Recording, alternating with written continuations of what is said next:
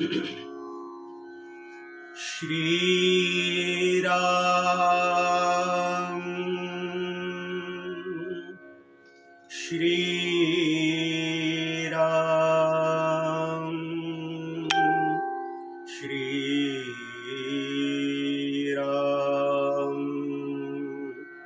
अस्य श्री रामरक्षा स्तोत्र मंत्रस्य बुधकौशिक ऋषिः श्री सीतारामचंद्रो देवता अनुष्टुप् छन्दः सीता शक्तिः श्रीमद् हनुमान कीलकम् श्रीरामचंद्र प्रीत्यर्थे जपे विनियोगः। ध्यायेत् आजानुबाहुं धृतशरधनुषं बद्धपद्मासनस्थं पीतं वासो वसानं नवकमलदलस्पर्धिनेत्रं प्रसन्नं वामाङ्कारूढसीता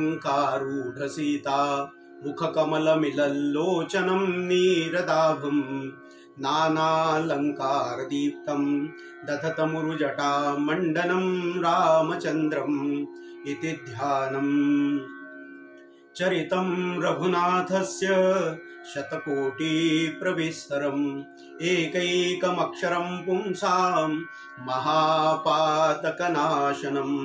ध्यात्वा नीलोत्पलश्यामं रामं राजीवलोचनं जानकी लक्ष्मणोपेतं जटामुकुटमण्डितं सासीतूणधनुर्बाण पाणिं नक्तं चरान्तकं स्वलीलया जगत्त्रातुम् आविर्भूतम् अजं विभुं रामरक्षां पठेत् प्राज्ञः पापघ्निं सर्वकामदां शिरो मे राघवः पातु भालन्दशरथात्मजः कौशल्येयो दृशौ पातु विश्वामित्रप्रियश्रुति घ्राणं पातु मखत्राता मुखं सौमित्रिवत्सलः जिह्वां विद्यानिधिः पातु कंठं भरतवन्दितः स्कन्धौ दिव्यायुधः पातु भुजौ भग्नेशकार्मुकः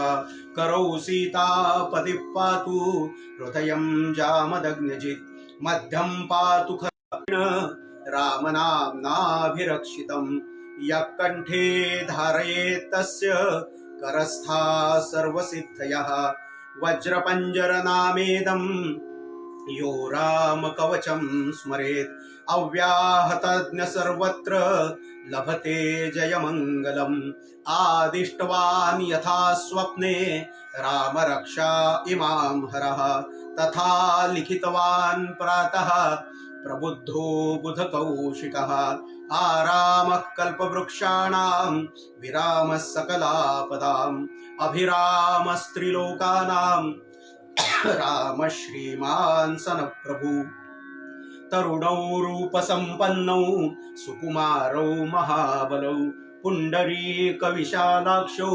क्षीरकृष्णाजिनाम्बरौ फलमूलाशिनौ दान्तौ तापसौ ब्रह्मचारिणौ पुत्रौ दशरथस्यैतौ भ्रातरौ रामलक्ष्मणौ शरण्यौ सर्वसत्त्वानां श्रेष्ठौ सर्वधनुष्मतां रक्षः कुलनिहन्तारौ त्रायेतान्नो रघुत्तमौ आतसज्जधनुषा विशुस्पृशा वक्षया शुगनिसङ्गसङ्गिनौ रक्षणाय मम रामलक्ष्मणाय आग्रतः पति सदैव गच्छतां सन्नद्धः कवची खड्गी चापबाणधरो युवा गच्छन्मनोरथोऽस्माकं रामः पातु स लक्ष्मणः रामो दाशरथिः शूरो लक्ष्मणानुचरो बली काकुत्स्थः पुरुषः पूर्णः कौशल्येयो रघुत्तमः वेदान्तवेद्यो यज्ञेशः पुराणपुरुषोत्तमः जानकी वल्लभः श्रीमान् अप्रमेय पराक्रमः इत्येतानि जपन्नित्यं मद्भक्तश्रद्धयान्वितः अश्वमेधादिकं पुण्यं सम्प्राप्नोति न संशयः रामं दूर्वादलश्यामं पद्माक्षं पीतवाससं स्तुवन्ति नामभिर्दिव्यैर्न ते संसारिणो नरः रामं लक्ष्मणपूर्वजं रघुवरं सीतापतिं सुन्दरं काकुत्स्थं करुणार्णवं गुणनिधिं विप्रप्रियं धार्मिकं राजेन्द्रं सत्यसन्धं दशरथतनयं श्यामलं शान्तमूर्तिं वन्दे लोकाभिरामं रघुकुलतिलकं राघवं रावणारिं रामाय रामभद्राय रामचन्द्राय वेधसे रघुनाथाय नाथाय सीतायाः पतये नमः। श्रीराम राम रघुनन्दन राम राम श्रीराम राम भरताग्रज राम राम श्रीराम राम रणकर्कश राम राम श्रीराम राम शरणं भव राम राम श्रीरामचन्द्र चरणौ मनसा स्मरामि श्रीरामचन्द्र चरणौ वचसा गृह्णामि श्रीरामचन्द्र चरणौ शिरसा नमामि श्रीरामचन्द्र चरणौ शरणं प्रपद्ये। माता रामो मत्पिता रामचन्द्रः स्वामी रामो मत्सखा रामचन्द्रः सर्वस्वं मे रामचन्द्रो दयालु नान्यं जाने नैव जाने न जाने दक्षिणे लक्ष्मणो यस्य वामे तु जनकात्मजा पुरतो मारुतिर्यस्य तं वन्दे रघुनन्दनं लोकाभिरामं रणरङ्गधीरं राजीवनेत्रं रघुवंशनाथं कारुण्यरूपं करुणाकरन्तं श्रीरामचन्द्रं शरणं प्रपद्ये। मनोजवं मारुततुल्यवेगं जितेन्द्रियं बुद्धिमतां वरिष्ठं वातात्मजं वानरयूथमुख्यं श्रीरामदूतं शरणं प्रपद्ये। कूजन्तं राम रामेति मधुरं मधुराक्षरम् आरुह्य कविताशाखां वन्दे वाल्मीकिकोकिलम् आपदामपहर्तारं दातारं सर्वसम्पदां लोकाभिरामं श्रीरामं भूयो भूयो नमाम्यहम्। भर्जनं भवबीजानाम् अर्जनं सुखसम्पदां तर्जनं यमदूतानां राम रामेति गर्जनं रामो राजमणिः सदा विजयते रामं रमेशं भजे। रामेणाभिहता निशाचरचमू रामाय तस्मै नमः। रामान्नास्ति परायणं परतरं रामस्य दासोऽस्म्यहम्। रामे चित्तलयः सदा भवतु मे भो राम मामुद्धर। राम रामेति रामेति रमे रामे मनोरमे सहस्रनाम तत्तुल्यं राम नाम वरानने। इति श्री बुधकौशिक मुनि विरचितं श्रीराम रक्षा स्तोत्रं संपूर्णं। तत्सत् श्री सीता रामचन्द्रार्पणमस्तु।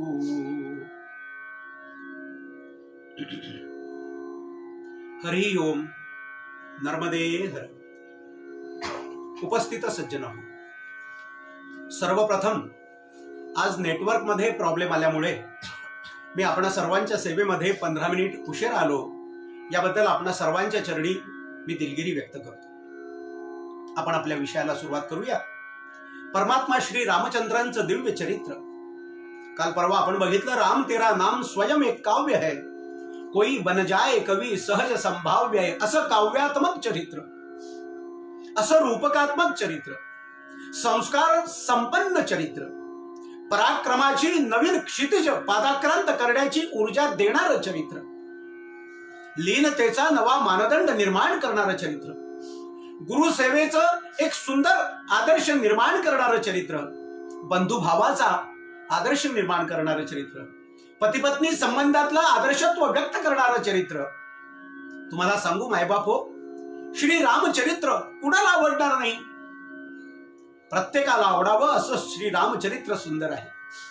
पंडित महादेव शास्त्री दिवाकरांनी एक फार सुंदर रूपकथा त्यांच्या एका लेखामध्ये योजली होती, ती आज मला इथे आठवते। ते असं म्हणतात की रामायणामध्ये कुठेच वक्रता नव्हती का? तर त्याला उत्तर असं दिलं, होय रामायणामध्ये वक्रता होती, पण ती बालकांच्या केसांच्या कुरळेपणामध्ये होती. रामायणामध्ये विषमता नव्हती का? तर याचं उत्तर देताना ते असं म्हणतात की रामायणामध्ये विषमता होती, पण गायकांच्या स्वरामध्ये वैविध्य होतं आणि नर्तकांच्या पदन्यासामध्ये विषमता आणि विविधता होती. न राज्यो न राजासीन न दंड्यो न च दंडिकाः धर्मे नैव प्रजास्तावत रक्षन्ति स्म परस्परम, अशी सुंदर व्यवस्था श्री रामराज्यामध्ये होती. म्हणून आपल्याकडच्या सर्व महापुरुषांनी राजकीय जीवनामध्ये, समाज जीवनामध्ये, व्यक्तिगत जीवनामध्ये परमात्मा श्री रामचंद्रांचा आदर्श ठेवलेला आहे. श्रीयुत महात्मा गांधी भारतीय समाजकारण आणि भारतीय राजकारणामध्ये रामराज्य अवतरावं असं स्वप्न घेऊन राजकारणामध्ये आले होते. आणि म्हणून अशा परमात्मा श्री रामचंद्रांच्या विविध प्रकारच्या श्रीविग्रहांचं दर्शन घेण्याचा प्रयत्न आपण बुधकौशिक ऋषींच्या प्रज्ञेमार्फत करतो आहोत. श्री बुधकौशिक ऋषी त्यांच्या शब्द सामर्थ्यातनं परमात्मा श्री रामचंद्रांच्या चरणी लीन झालेल्या त्यांच्या मनापासून आणि परमात्मा श्री चंद्रमौलीश्वर शंकरांच्या माध्यमातनं त्यांना मिळालेल्या कृपा प्रसादातनं श्री रामरक्षा स्तोत्र मंत्र आपल्यापर्यंत पोहोचवतात. आईबाप हो, काल आपण इथे ध्यानम म्हणजेच अथध्यानम या श्लोकामधले पहिले 5 विग्रह बघितले होते. ध्यायेद आजानुबाहुम धृतशर धनुषम बद्ध पद्मासनस्थम पीतम वासो वसानम नव कमलदल स्पर्धिनेत्रम प्रसन्नम. इथपर्यंत भगवंताच्या विविध श्री विग्रहांचं आपण दर्शन घेण्याचा काही अल्पांशानं प्रयत्न केलेला होता. कारण रामचरित्र कसं, हरी अनंत, हरी कथा अनंत. त्या भगवंताला कसं वर्णन करायचं हो? जो शब्दातीत आहे, जो गुणातीत आहे, जो वृत्तींच्या पलीकडे आहे, जो इंद्रिय गोचर नाही, अशा भगवंताचं वर्णन करावं कसं? आणि त्यामुळे अशा सर्व सामर्थ्य संपन्न, कर्तुम अकर्तुम अन्यथा कर्तुम सामर्थ्य असलेल्या परमात्मा श्री रामचंद्रांच्या चरित्राचं वर्णन करण्यासाठी तशाच समर्थ महापुरुषांचे शब्द आपण घेतले पाहिजे. आणि असे समर्थ महापुरुष परमात्मा श्री रामरायांच्या कृपेने आपल्याला आज प्राप्त झालेले आहेत. आणि ते आहेत त्रिकालदर्शी ऋषी असलेले श्री बुधकौशिक मुनी महाराज. काय सुंदर चरित्र मांडतात ते हो. ध्यायेत आजानुबाहुम, आजानुभू असलेले श्रीराम, धृतशर धनुषम श्रीराम, बद्ध पद्मासनस्थम श्रीराम, पीतम वासो वसनम, पीतांबर धारण केलेले, श्याम वर्णाचे पीतांबर धारण केलेले श्रीराम कसा श्रीविग्रह दिसत असेल आपण कल्पना करून बघा. नव कमलदल स्पर्धिनेत्रम श्रीराम. आणि काल आपण बघितलं प्रसन्नम श्रीराम, भगवान श्री रामचंद्रांची प्रसन्नता ही शब्दात येते. आणि जे शब्दाच्या पलीकडे ना ते आकळण्याचा आपण प्रयत्न करतो आहोत. कारण माझा आदर्श श्री ज्ञानेश्वर माऊली आहे. मला ज्ञानेश्वर माऊलींचं बोट धरून चालायला आवडतं आणि माऊलींची करंगळी धरल्यामुळे मग न पडे गुंता कोठे काही अशी माझी श्रद्धा आणि विश्वास असल्यामुळे हे रामचरित्र आपणा सर्वांसारख्या विद्वान, सुबुद्ध आणि विचक्षण श्रोत्यांच्या समोर मांडण्याची मी हिंमत करू शकतोय. माई ज्ञानेश्वर माऊली प्रतिज्ञोत्तर देतात ना, तेणे कारणे मी बोलीन, बोली अरूपाचे रूप दाविन, अतिंद्रिय परी भोगविन इंद्रिया करवी. हा जो प्रज्ञाविलास ज्ञानेश्वर माऊलींनी केला, त्या ज्ञानेश्वर माऊलींचा काही अंश त्यांच्या कृपेने तुमच्या आमच्यामध्ये असल्यामुळे आपण हा श्री रामचरित्र चंद्राचा प्रज्ञाविलास करण्याचा प्रयत्न करतो आहोत. महाकवी गदी माडगुळकर म्हणले, ज्ञान याचा वा तुक याचा, ज्ञान याचा वा तुक याचा, तोच माझा वंश आहे आणि माझी या रक्तातही त्या ईश्वराचा अंश आहे. अशा त्या सर्व शक्ती समर्थ, सर्व शक्तिमान परमात्मा श्री रामचंद्रांचे आपण अंश रूप असल्यामुळे शिवो भूत्वा शिवम यजेत, भगवंताच्याच सृष्टीत निर्माण झालेलं फूल घ्यायचं आणि भगवंतांच्या चरणावरती व्हायचं. त्वदीय वस्तू तुभ्यमहम समर्पयेत. या भावनेने या श्री रामरक्षा चरित्र चंद्राच्या एकेका कलेचं दर्शन घेण्याचा आपण प्रयत्न करत आहोत. आणि परमात्मा श्री रामचंद्रांच्या कृपेने श्री रामनवमीच्या दिवशी आपण सुरू केलेला हा वाग्यज्ञ, हे अनुष्ठान आज 6व्या प्रवचन सभेपर्यंत येऊन पोहोचलेलं आहे. आणि उद्या परमात्मा श्री रामचंद्रांच्या अनन्य साधारण असलेले भक्त वज्रांग बली भक्तराज श्री हनुमानांच्या जन्म दिवसाच्या निमित्तानं आपण या प्रवचन सेवेला या सत्रामध्ये विराम देणार आहोत. आता पुढच्या ध्यान मंत्राकडे आपण वळूया. पुढचा श्री विग्रह फार सुंदर आहे माहिती. बुध कौशिक ऋषी म्हणतात, वामांकारूढ सीता मुख कमल मिलल लोचनम नीरदाभम रामचंद्रम ध्यायेत. मानवाः वामांकारूढ सीता मुख कमल मिलल लोचनम रामचंद्रम ध्यायेत हा याच्यातला पुढचा श्री विग्रह आहे. वाम म्हणजे डावी बाजू, अंक म्हणजे मांडी, आरूढ म्हणजे वरती स्थानापन्न झालेली सीता. ज्यांच्या वाम अंकावरती म्हणजे डाव्या मांडीवरती सीतामाई आरूढ झालेल्या आहेत म्हणजे बसलेले आहेत असे श्री रामचंद्र. अजून पुढे काय जोड दिली आहे शब्दांची? मुख कमल मिलल लोचनम. परमात्मा श्री रामचंद्र राजसिंहासनावरती बसलेत. आपण जुनं चित्र जर बघितलं तर भगवान श्री रामचंद्र एक मांडी वाळून म्हणजे डावी मांडी वाळून सिंहासनावर बसले, उजवा पाय त्यांनी खाली सोडलेला आहे आणि त्यांच्या वामांकावरती म्हणजे डाव्या मांडीवरती सीतामाई बसल्यात असं जुनं चित्र आपल्याला बघायला मिळेल. आता बुधकौशिक मुनी काय भार करतात ते बघा. वामांकारूढ सीता मुख कमल मिलल लोचनम. इथे सीतामाईंच्या मुखाला बुधकौशिक मुनी कमलाची उपमा देत आहे आणि तेही स्वाभाविकच आहे, कारण सीतामाई याच कमला म्हणजेच रमा आहेत ना. म्हणून वामांकारूढ सीता मुख कमल मिलल लोचनम नीरदाभम.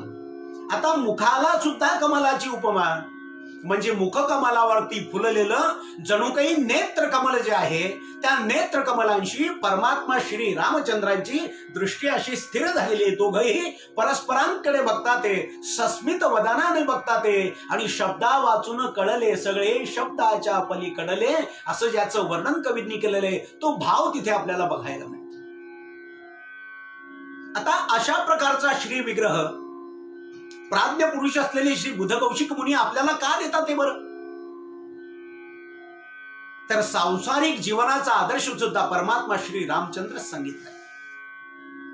आम्ही जेव्हा राम जन्मभूमी आंदोलनाचं काम करत होतो ना, मंदिर भव्य बनाएंगे, सौगंध राम की खाते हैं, मंदिर भव्य बनाएंगे, आणि मग ते शिलापूजनाचा कार्यक्रम होता, राम ज्योतीचा कार्यक्रम होता, गावोगावी खेडोपाडी छोट्या छोट्या मंडलस्थानी कार्यकर्ते पोचत होते आणि राम नामाची धून, रामचरित्राचं गायन, रामचरित्र लोकांपर्यंत पोचवलं जात होतं. स्वाभाविकच काही लोकांनी रामचंद्रांच्या या संपूर्ण कार्याला विरोध केला. आपल्या देशाचं दुर्दैव असं आहे की आपल्या देशामध्ये लोकशाही असल्यामुळे आणि आम्ही लोकशाही मानणारे असलेल्या असं म्हणणाऱ्या एका 125 वर्ष जुन्या राजकीय पक्षाने आपल्या देशाच्या सर्वोच्च न्यायालयामध्ये प्रतिज्ञापत्र सादर केलं आणि त्याच्यात ते म्हणले Ram does not exist. Ram कधीही नव्हते, ती केवळ कल्पना आहे आणि राम सेतू तोडण्याचा त्यांनी प्रयत्न केला. ऍडम्स नावाच्या माणसाने या राम सेतूचा पहिल्यांदा शोध लावला म्हणून अलीकडचे विद्वान त्याला ऍडम्स ब्रिज असं म्हणू लागले. पण वस्तुतः आपण जर रामेश्वरम पासून थोडं पुढे गेलो आणि धनुषकोडीच्या पुढून सुरुवात केली तर आजही त्या समुद्राच्या पाण्यामध्ये आपण निदान अर्धा 1 किलोमीटर चालू शकू एवढा रामसेतू आपल्याला उपलब्ध आहे.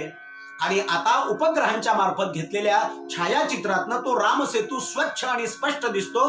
हे अगदीच सिद्ध झालेलं आहे. राम काल्पनिक आहे, राम झालेच नव्हते, राम ही केवळ भाकड कथा आहे अशा म्हणणाऱ्या लोकांपासून परमात्मा श्री रामचंद्रांच्या कार्यासाठी अयोध्येमध्ये येऊन प्राणांचं बलिदान देणाऱ्या कोठारी बंधूंपर्यंत आणि अशी 2 मुलं माझ्या पोटी जन्माला आली, मी स्वतःला भाग्यवान समजते असं म्हणणाऱ्या त्या कोठारी बंधूंच्या परमपूजनीय मातोश्रींच्या पर्यंत अशी रामाची निर्भत्सना करणारे, रामासाठी सर्व काया कुरवंडून टाकणारे असेही लोक आमच्या देशात जन्माला आले. परमात्मा श्री रामचंद्र जाकी रही भावना जैसी तिनं देखी प्रभू मूरत तैसी.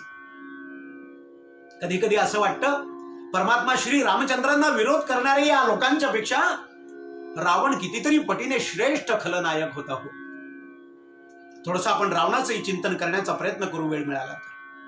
वामांकारूढ सीता, परमात्मा श्री रामचंद्रांच्या वाम अंकावरती म्हणजे मांडीवरती सीतामाई बसल्या. मी परवा आपल्याशी बोललो, सीता शक्ती ही या विषयामध्ये बोलत असताना आमच्याकडे विषय असा आहे की आमची कोणतीही देवता, आमचे ईश्वरी तत्व हे शक्तिविहीन नाही. शक्ती संपन्नता हा भगवंताचा एक अविच्छिन्न गुण आहे. ज्ञान, वैराग्य, ऐश्वर्य, यशस्वी, औदार्य हे साही गुणवर्य वसती जेथ येणे कारणे भगवंत, असं श्री ज्ञानेश्वर माऊली म्हणते. तर त्याच्यातलं जे ऐश्वर्य आहे, त्याच्यातला जो पराक्रम आहे, ती जी शक्ती आहे. आणि आता तर विज्ञान सुद्धा असं म्हणतंय, एनर्जी कॅनॉट बी डिस्ट्रॉइड. शक्ती म्हणजे काय? शक्ती म्हणजे एनर्जी आहे. शक्ती म्हणजे ऊर्जा आहे. You can change the form of the energy, but energy cannot be destroyed, असं आता आधुनिक विज्ञानाने सुद्धा मान्य केलेलं आहे. त्यामुळे रामचरित्राची शक्ती, त्याला पारिभाषिक शब्द आहे, परमात्मा श्री रामचंद्रांच्या चरित्राची आल्हादिनी शक्ती भगवती सीता आहे. परमात्मा गोपालकृष्णांच्या चरित्राची आल्हादिनी शक्ती भगवती राधा आहेत. आणि भगवान शंकरांच्या चरित्रातील आल्हादिनी शक्ती जगन्माता भगवती पार्वती आहे. वामांकारूढ सीता. किती आदर्श असावा हो प्रपंच. पती पत्नींचं मनोमिलन कशा प्रकारचं असावं, तर ते या प्रकारचं असावं. न्यायमूर्ती चंद्रशेखर धर्माधिकारींनी सांगितलेली एक कथा मला आठवते. माझ्या कॉलेजमध्ये गॅदरिंगला ते चीफ गेस्ट म्हणून आले असताना त्यांच्या हातून वक्तृत्वाची बक्षिसं घेण्याचा मला सन्मान लाभला. त्या न्यायमूर्ती चंद्रशेखर धर्माधिकारींनी त्यांच्या आई वडिलांच्या संदर्भातली एक कथा सांगितल्याचं मला असं आठवतंय की जुन्या काळामध्ये असा एक ग्रुप फोटो घेतला जायचा आणि बहुधा फोटोग्राफर लोक हे पारशी असायचे. असा तो मोठा 3 पायाचा स्टँड असायचा, त्याच्यावरती एवढा मोठा तो कॅमेरा, त्याच्यावरती ते काळं फडकं झाकलेलं असायचं. सगळ्या लोकांना सेट करायचं. तो कॅमेरामन त्या काळ्या फडक्याच्या आतमध्ये शिरायचा आणि तिथून असं बघून नंतर तो क्लिक करायचा. मराठीमध्ये त्याला फट मार असा शब्द आहे. आणि मला नक्की आठवतंय चंद्रशेखर धर्माधिकाऱ्यांनी हा प्रसंग सांगितला होता. असे सगळे लोक बसले होते आणि त्यांची आजी आणि आजोबा असे बसले होते आणि तो कॅमेरामन त्या काळ्या फडक्यामध्ये शिरला, पोझिशन घेतली यांनी. आता कॅमेरामॅनने सांगितलं कोणी झालायचं नाही आणि तेवढ्यात यांच्या आजी उठल्या आणि यांच्या आजोबांच्या मांडीवरती जाऊन बसल्या, असं चंद्रशेखर धर्माधिकाऱ्यांनी सांगितल्याचं मला पक्का आठवतंय. आजपासून 50-100 वर्षापूर्वी त्या माऊलीला अशा प्रकारे बसावं असं का वाटलं असेल, तर नक्कीच त्या माऊलीला श्री रामरक्षा मुखोद्गात असली पाहिजे. वामांकारूढ सीता मुख कमल मिलन लोचनम. सीतामाई परमात्मा श्री रामचंद्रांच्या वामांकावर बसलेली आहे. कारण सीता ही भगवान श्री रामचंद्रांच्या चरित्रातली आल्हादिनी शक्ती मायबाप. आणि शक्तीशिवाय काम कार्य संभव नाहीये. परमात्मा म्हणजे स्थिती आणि सीतामाई म्हणजे गती. स्थिती अधिक गती बरोबर कार्यसिद्धी असा एक सिद्धांत आहे. आणि सीता ही रामचरित्राची शक्ती आहे मायबाप. कशी शक्ती हो, आपल्याला प्रसंग माहिती आहे. दुसऱ्या दिवशी परमात्मा श्री रामचंद्रांना यौवराज्याभिषेक होणार हे सगळीकडे जाहीर झाला. अयोध्येमध्ये आनंदी आनंद झाला. आणि आदल्या रात्री त्या मंथरेने कपट कारस्थान केलं. कैकेयीच्या मनामध्ये तिने विष पेरलं आणि रामाच्या राज्याभिषेकाची बातमी आपल्या पट्ट राणीला, लाडक्या राणीला सांगायला आलेल्या चक्रवर्ती सम्राट दशरथांच्या जवळ कैकेयीने त्या 2 वरांचा विषय काढला. आणि पुढचा सगळा अतिशय करुण प्रसंग आपण सर्वांना माहित आहे मायबाप हो. एका वराने माझ्या भरताला राज्याभिषेक करा आणि दुसऱ्या वराने रामाला वनवासाला जाऊ द्या, असं कैकेयीने आपल्या पतिराजांकडे चक्रवर्ती सम्राट दशरथांकडे मागणं मागितलं. मानसकार तुलसीदासजी म्हणतात 14 वर्ष राम वनवासी तापस वेश विशेष उदासी. दशरथ म्हटले, अगं तू माझा प्राण माग, मी तुला प्राण द्यायला तयार आहे. तू म्हणशील तर मी भरताला राज्यावर बसवतो, पण रामाला वनवासाला पाठवायची काय गरज आहे. रणांगणामध्ये महाबलाढ्य असुरांना जिंकणारे चक्रवर्ती सम्राट दशरथ कैकेयीच्या पुढे रडतात, पदर पसरतात, भीक मागतात. सगळं कर, मी रामाशिवाय जगू शकणार नाही, रामाला वनवासाला पाठवू नको. पण कैकेयी आपल्या शब्दावरती दृढ आहे. सुमंत्राने परमात्मा श्री रामचंद्रांना, युवराज रामचंद्रांना निरोप दिला की युवराज चक्रवर्ती सम्राट दशरथ आपल्या कैकेयीच्या महालामध्ये आपली आठवण करतात. भगवान श्रीराम तिथे आले. सगळा प्रसंग त्यांना कळला आणि श्रीराम तिथून बाहेर पडले. कौशल्याच्या महालामध्ये गेले, आईला नमस्कार केला आणि सांगितलं, बाबांच्या अशा अशा आज्ञेने मी उद्या वनवासाला जायला निघतो आहे. कल्पना करा त्या कौशल्यावरती काय दुःखाचा पहाड कोसळला असेल. आता ही बातमी भगवान श्रीरामांचे बहिष्ठर असलेल्या अनुचर असलेल्या लक्ष्मणांना लागली. लक्ष्मण धावत धावत आले आणि म्हणले, दादा मी हे काय ऐकतोय. नकळतच सीतामाईंना पण ही बातमी लागली आणि सीतामाई पण तिथे आली. एकदम हाहाकार बांधलेला आहे. कुलगुरू वशिष्ठ तिथे आले आणि परोपरीने समजावून सांगितलं की रामाला वनवासात जाण्याची गरज नाही, पण कैकेयी आपल्या हट्टाला पेटली होती आणि ऐकत नाही म्हणताना, आणि परमात्मा श्री रामचंद्रांनी सुद्धा सांगितलं की गुरुदेव, श्रेष्ठांची इच्छा ही श्रेष्ठांची आज्ञाच असते. प्रत्यक्ष मुखात बोलले नाहीत म्हणून काय झालं, मला सम्राटांची आज्ञा ऐकली पाहिजे, मी आनंदाने वनवासाला जातो आहे. आणि आपल्याला आश्चर्य वाटेल मायबाप, वाल्मिकी रामायणामध्ये उल्लेख आहे, कुलगुरू वशिष्ठांनी तिथे प्रस्ताव ठेवला की राम वनवासाला जात असेल तर जाऊ दे, रामाच्या जागेवरती सीतेला अभिषेक करावा आणि राज्याची साम्राज्ञी म्हणून सीतेला बसवावं. इतकी सीता वेदज्ञ आणि राजकारण कुशल आहे. मला सांगा, अशा प्रकारची सुसंधी प्राप्त झाल्यानंतर कोणच्या बरं राजकन्येला, राजाच्या मुलीला, राजकुमाराच्या पत्नीला, राजस्नुषेला वाटणार नाही की आपण सम्राज्ञी व्हावं. पण सीतेने कुलगुरू वशिष्ठांना अतिशय श्रद्धेने प्रणाम केला आणि सांगितलं, महाराज आपण हे कसं बोलता आहात, हे शास्त्र विरुद्ध वचन आहे आपलं. माझ्या पतिराजांना सोडून मी क्षणभरही राहू शकणार नाही. आणि प्रसिद्ध वाक्य आपल्याला माहित आहे, ब्रह्म तेथे माया, वृक्ष तेथे छाया आणि पती तेथे जाया, हा सनातन धर्माचा सिद्धांत आहे. महाराज मी सुद्धा माझ्या पतिराजांच्या पावलांचं अनुसरण करत आनंदाने वनाला जायला निघेल. आणि सीतामाई परमात्मा श्री रामचंद्रांच्या बरोबर वनवासात जायला निघाल्या. रामरायांनी परोपरीने समजून सांगितलं की सीते तुला येण्याची गरज नाही. आणि गदी माडगुळकर सुंदर शब्दामध्ये वर्णन करतात, निरोप कसला माझा घेता, जेथे राघव तेथे सीता. आणि खरं सांगू का, या सीतेच्या या हट्टामुळे वनवासामध्ये परमात्मा श्रीरामांना आपला पराक्रम प्रकट करण्याची नाईलाजाने किंवा दुर्दैवाने का होईना संधी मिळाली आहे. कल्पना करा बरं, त्या सुवर्ण मुगाचा प्रसंग झाला नसता, रावणाने सीतेचं अपहरण केलं नसतं, तर भगवान श्रीरामांच्या बाहुबलाचं दर्शन जगाला झालं कसं असतं. त्यामुळे सीता ही रामचंद्रांच्या चरित्राची आल्हादिनी शक्ती आहे आणि ती वामांकारूढ आहे. आपण बघा ना, हा जो देहाचा गोकुळ आहे ना, आपल्या या देहाचं गोकुळ, या देहामध्ये खऱ्या अर्थाने चैतन्य कोण भरतं. कल्पना करा, बोलता बोलता एखाद्याचं हृदय अचानक थांबलं, ज्याला इंग्रजीमध्ये कार्डियक अटॅक म्हणतात, हार्ट अटॅक म्हणतात, तर पुढल्या क्षणाला ते शरीर अचेतन होतं. आणि म्हणून हृदयविकाराच्या आघाताने अमक्या अमक्याचा मृत्यू अशी बातमी येते. माणसाच्या शरीराला खऱ्या अर्थाने चेतना देणारं हृदय छातीच्या या पिंजऱ्यामध्ये डाव्या बाजूला आहे.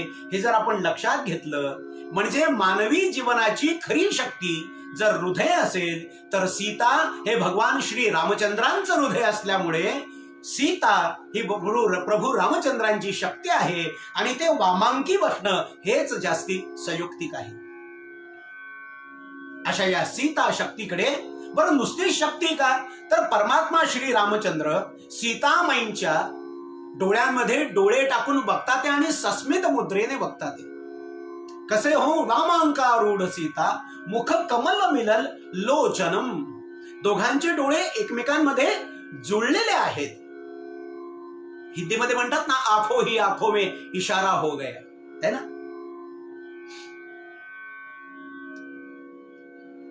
ज्यांना कळतं त्यांना कळतं, समजने वाले समझ गए, ना समजे वो अनाड़ी आहे. कारण ती जी भाषा आहे, अतीव प्रेमाची भाषा असते, संपूर्ण समर्पणाची भाषा, त्या भाषेला शब्दांची गरजच नसते. त्यामुळे सीता आणि परमात्मा श्रीराम हे परस्परांकडे असे बघतात आणि मुख कमल मिलन लोचनम, तिच्या मुखकमलावरती असलेले जणू ते नेत्र कमल आणि त्याच्यामध्ये परमात्मा श्री रामचंद्रांचे नेत्र. आता सीतामाई या जर शक्ती असतील तर प्रत्यक्ष शक्तीशी डोळ्यात डोळे भिडवण्याची क्षमता कोणाला निर्माण होईल? ज्याला शक्ती समर्पित झाली आहे असा शक्ती संपन्न मनुष्यच शक्तीच्या डोळ्यात डोळे टाकून बोलू शकतो, किंवा जो शक्तीला शरण गेलाय असा दास, असा साधक, असा भक्त, मातृवत्सल भावनेतनं जो शरण गेलाय तोच शक्तीच्या डोळ्यात डोळे टाकून बोलू शकतो. असं म्हणतात की face is the index of the heart and the eyes are the index of the heart. का बोलू शकता ते हो? तर परमात्मा श्री रामचंद्रांचं निष्कलंक चरित्र हे शक्ती स्वरूप असलेल्या सीतेच्या डोळ्यात डोळे टाकून बोलण्याचा अधिकार परमात्मा श्री रामचंद्रांना देतात. आपल्याला आश्चर्य वाटेल, परमात्मा श्री रामचंद्रांचे वडील यांच्या प्रमुख 3 राण्या कौशल्या, सुमित्रा आणि कैकेयी. रामायणामध्ये उल्लेख की याच्या व्यतिरिक्त दशरथांना अनेक राण्या होत्या. अजून रामायणात एक उल्लेख असा आहे की राम, लक्ष्मण, भरत आणि शत्रुघ्न यांच्या व्यतिरिक्त दशरथाला एक कन्यारत्न सुद्धा झालं होतं, जिचं नाव रामायणामध्ये शांता असं दिलेलं आहे. याचा अर्थ असा आहे की एका पुरुषाने अनेक स्त्रियांशी विवाह करावा अशी बहुपत्नीत्वाची चाल त्या काळापर्यंत राजमान्य आणि लोकमान्य आणि धर्ममान्य होती. परमात्मा श्री रामचंद्र जेव्हा विवाह करून अयोध्येला परत आले, घरी आल्यानंतर आपण लक्ष्मी पूजन करतो. घरी आलेल्या त्या नव्या सुनेचं लक्ष्मी स्वरूपात पूजन करतो. आणि असं लक्ष्मी पूजन झाल्यानंतर ते पती आणि पत्नी आपल्या घराच्या उंच टेरेसवरती किंवा शिखरावरती जातात आणि तिथून पतीने आपल्या पत्नीला आकाशात उत्तरेला आलेला ध्रुव तारा दाखवायचा असतो आणि पत्नीला सांगायचं असतं की हे भगवती, हे मनोरमे, तुझं स्थान या ध्रुव ताऱ्या इतकंच माझ्या जीवनामध्ये आढळ आहे. आणि त्यावेळेला सीतेने मागितलेलं नसताना सुद्धा परमात्मा श्री रामचंद्रांनी सीतेला वचन दिलं आणि सांगितलं, सीते, पत्नी म्हणून माझ्या आयुष्यात तुझ्याशिवाय अन्य कोणत्याही स्त्रीचा स्वप्नातही प्रवेश होणार नाही. आणि त्या मधुर प्रसंगाची स्मृती म्हणून भगवान श्री रामचंद्रांनी आपल्या केसांमध्ये असलेला चूडामणी नावाचा अलंकार काढून सीतामाईंना भेट दिला होता, याचा रामायणामध्ये उल्लेख आहे. कारण सीता ही परमात्मा श्री रामचंद्रांची शक्ती आहे आणि शक्तीच्या डोळ्यात डोळे टाकणं हे सामान्य माणसाचं काम नाही. लोकमान्य टिळकांच्या चरित्रातले 2 प्रसंग मी आपल्याला सांगू इच्छितो. मायबाप हो, मला मोह अनावर होतो आहे. गंगाधर गाडगिळ्यांनी दुर्दम्य नावाची कादंबरी लिहिली आणि लोकमान्य टिळकांचं सुंदर चरित्र आपल्या पुढे मांडले. एका वाक्यात मी उल्लेख करतो की लोकमान्य टिळकांच्या चरित्रामध्ये त्यांना सर्वार्थाने खच्ची जर कोणी केलं असेल तर ताई महाराज खटल्याने केले. ते मनाने, बुद्धीने, शरीराने खूप खसले, खूप त्रास झाला. त्या ताई महाराज खटल्यामधनं ते फार मोठ्या कष्टाने आणि भगवंताच्या कृपेने निर्दोष सुटले. त्याच्यातला शेवटचा प्रसंग असा येतो की त्या ज्या ताई महाराज पंडित होत्या त्यांनी लोकमान्य टिळकांवरती भर न्यायालयात येऊन काही आरोप केले. त्या काळामध्ये चांगल्या घरच्या स्त्रिया घरचा उंबरठा सुद्धा ओलांडत नव्हत्या. तिथे या बाईनं लोकमान्यांवरती कोर्टामध्ये भर कोर्टात काही आरोप केले आणि मग शेवटी लोकमान्य टिळक स्वतःच्या बचावासाठी उभे राहिले. त्या पिंजऱ्यामध्ये असलेल्या त्या बाईला, ताई महाराजांना लोकमान्य टिळकांनी विचारलं, बाई, आता आपण जे सारं बोललात ते माझ्या डोळ्यात डोळे टाकून परत एकदा बोला आणि न्यायासनाला सांगा. लोकमान्य टिळकांच्या डोळ्यातली ती तेज, लोकमान्य टिळकांच्या डोळ्यातलं ते ब्रह्मतेज बघितलं आणि ती स्त्री सटपटली आणि तिने आपलं विधान मागे घेतलं आणि लोकमान्य टिळक त्या खटल्यातनं निर्दोष सुटले. हे शक्तीचं, डोळ्यातल्या ताकदीचं प्रतीक आहे. आणि अजून एक प्रसंग सांगतो. नेमकं कोणत्या पुस्तकात मी हे वाचलंय मला आता स्मरत नाही, पण प्रसंग असा आहे की दिल्लीमध्ये एक नाटक झालं. भारतीय स्वातंत्र्याच्या इतिहासाच्या संदर्भात काही मांडणी करणार असं एक नाटक झालं आणि त्याच्यात प्रसंग असा होता की लोकमान्य टिळकांना काळ्या पाण्याची शिक्षा तो ब्रिटिश न्यायाधीश देतोय, असा तो प्रसंग होता. या प्रसंगामध्ये सोहराब मोदी नावाच्या सुप्रसिद्ध अभिनेत्याने लोकमान्य टिळकांची भूमिका केली होती. आणि न्यायाधीशाच्या भूमिकेमध्ये जे कोणी अभिनेते होते त्यांचं नाव आता मला आठवत नाही, पण याच्यासाठी त्यांनी महाराष्ट्रातनं पुण्यातनं लोकमान्य टिळकांची पगडी, लोकमान्य टिळकांचं उपरणं आणि लोकमान्य टिळक हातात घेत असत ती काठी केसरी वाड्यातनं मागवली होती. या प्रयोगासाठी जवाहरलाल नेहरू आणि अन्यांना फार मोठी मोठी माणसं तिथे उपस्थित होती आणि तो प्रयोग सुरू झाला. ते न्यायाधीश तिथे बसलेले आहेत आणि लोकमान्य टिळक त्या न्यायाधीशांच्या समोर आपलं निवेदन देतात आणि बोलतात, ते न्यायाधीश महोदय, तुमच्या न्यायालयामध्ये मी दोषी असेल पण भगवंताच्या सर्वश्रेष्ठ न्यायालयामध्ये मी निश्चित निर्दोष सुटेल याची मला खात्री आहे. आपण हवी ती सजा मला फरमावा. असं वारंवार बोलूनही न्यायाधीशाची भूमिका करणारे ते जे नट होते त्यांनी लोकमान्य टिळकांना सजा फरमावलीच नाही. पुढचे त्यांचे सगळे संवाद ते विसरले. इतिहासात नोंद आहे, पडदा पडावा लागला, नाटक तिथे थांबलं. आता सोहराब मोदींच्या समोर काम करणारे जे नट होते ते काही अगदीच सामान्य नव्हते. आतमध्ये गेल्यानंतर सोहराब मोदींनी त्यांना विचारलं की अहो असं काय झालं तुम्हाला, तुम्ही का अडखळलात, का बोलला नाही, शिक्षा का नाही दिलीत मला नाटकातली. तर न्यायाधीशाची भूमिका करणारा तो अभिनेता म्हणला, अहो सोहराबजी, रोज आपण प्रयोग करत होतो तेव्हा तुमच्या डोळ्यामध्ये काही वेगळेपणाच होता, पण आज जेव्हा तुम्ही प्रत्यक्ष ती पगडी आणि ते उपरणं पांघरून हातात काठी घेऊन तिथे उभे राहिलात तर तुमच्या डोळ्यामध्ये एका वेगळ्या तेजाचा मला प्रभाव आणि आविर्भाव दिसत होता. तुमचं ते अलौकिक तेज बघितल्यानंतर मी घांगरलो, मी भांबावलो आणि पुढे काय बोलावं हे मला सुचीच ना. याची इतिहासात नोंद आहे.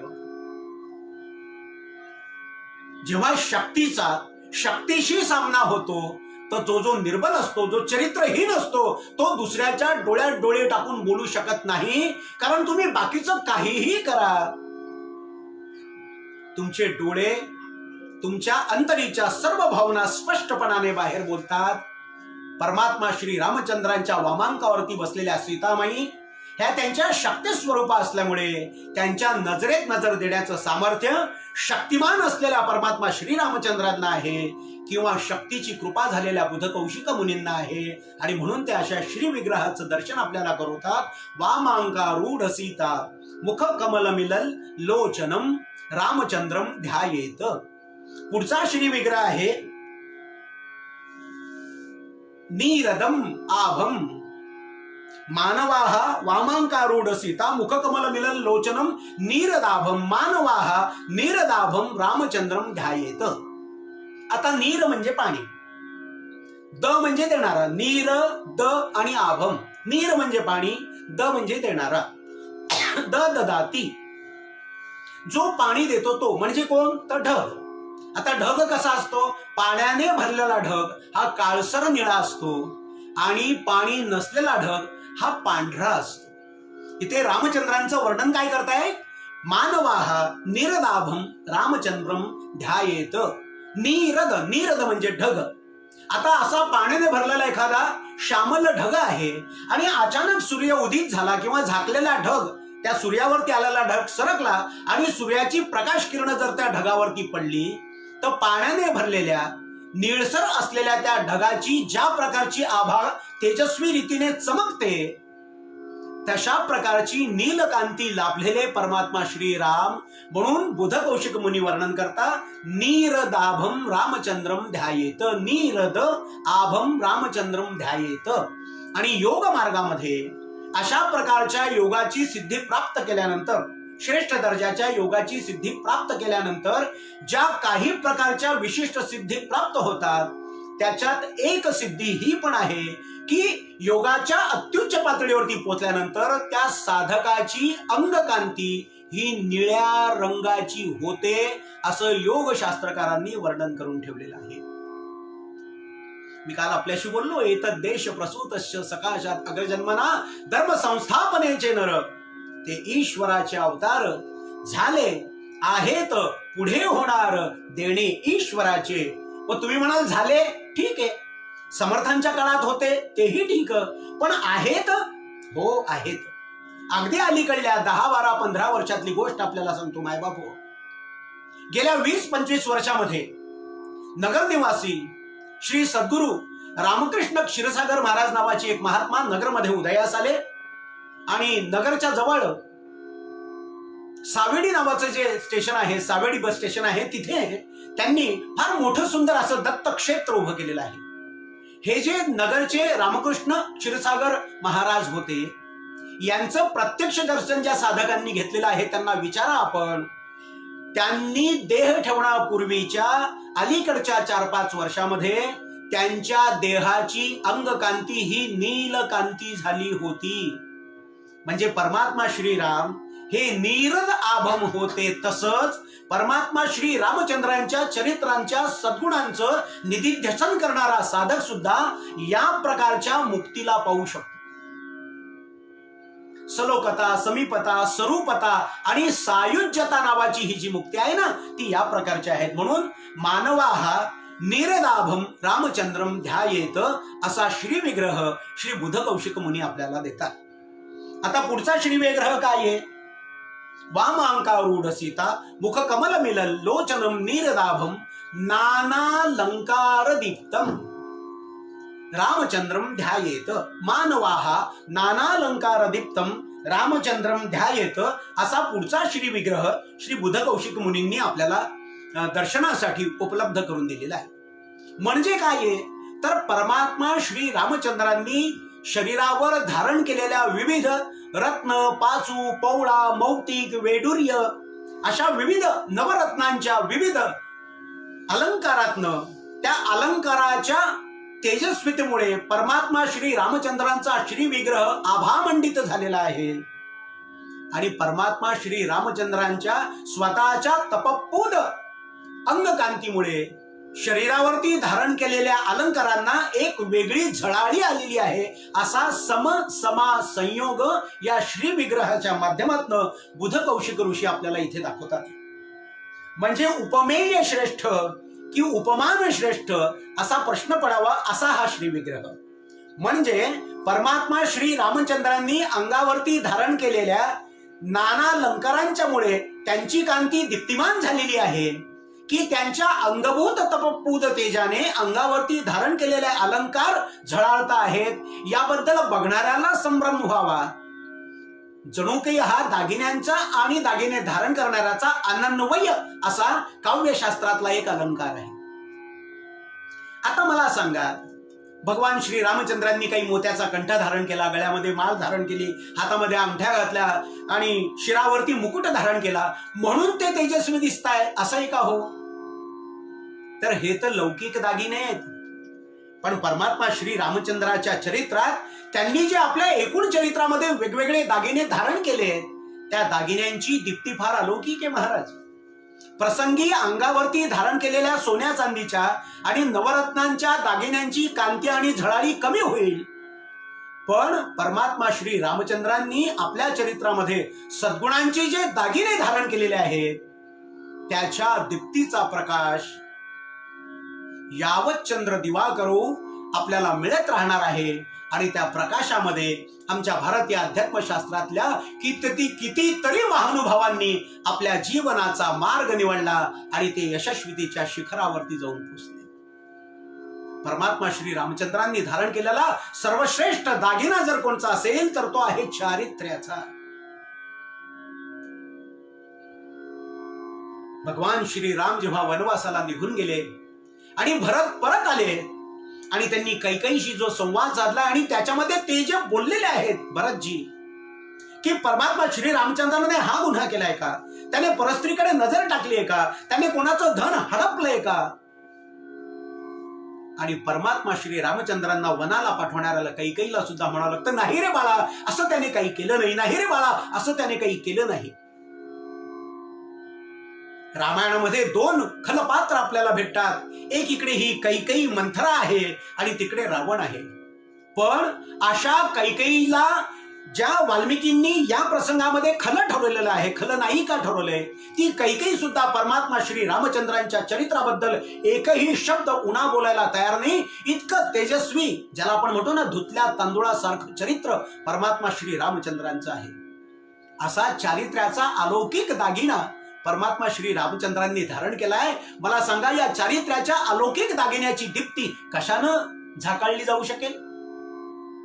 परमात्मा श्री रामचंद्रांनी आपल्या डोळ्यामध्ये करुणेचा दागिना धारण केलेला आहे. परमात्मा श्री रामचंद्र जो श्वास घेतात, तो श्वास आणि निश्वास हा त्यांचा जीवन, हा जीवन यज्ञ आहे. यज्ञातल्या शुचित्वाचा दागिना त्यांनी आपल्या प्रत्येक श्वासामध्ये धारण केलेला आहे.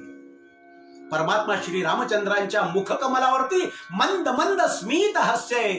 कुणालाही आनंद आणि अभय देणाऱ्या या स्मित हास्याचा सुंदर अलौकिक दागिना भगवंताने आपल्या मुखकमलावरती धारण केलेला आहे. दुसऱ्याच्या अंतःकरणामध्ये करुणा आणि प्रेम निर्माण करणारा मधुर कंठाचा दागिना भगवंतांनी आपल्या कंठात धारण केलेला आहे. आयुष्यात कधीही जिभेला असत्याचा स्पर्श न करणाऱ्या परमात्मा श्री रामचंद्रांनी ऋताचा दागिना आपल्या जिव्हेवरती धारण केलेला आहे. शरण आलेल्या सर्वांना अभय देण्याचा, अभय दानाचा दागिना परमात्मा श्री रामचंद्रांनी आपल्या हातात धारण केलेला आहे. बला आणि अतिबले सारख्या दिव्य शक्तींचा दागिना आपल्या स्कंधांवरती धारण केलेला आहे.